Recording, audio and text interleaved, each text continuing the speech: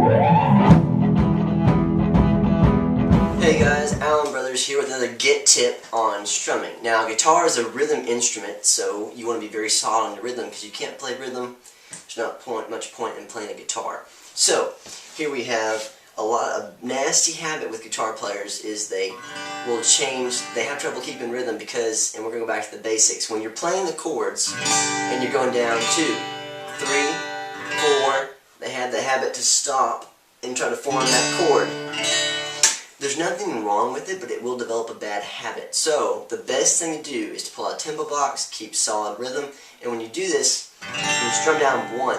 Even if you have to stop playing the chord and position the other one to hit down on the next measure, do that because this will teach you rhythm from the bottom up. So, I play 1, 2, 3, 4, make it, that's fine. And I'll get closer and closer as you keep getting better. So 1, 2, 3, 4, 1, 2, 3, 4, 1, 2, 3, 4,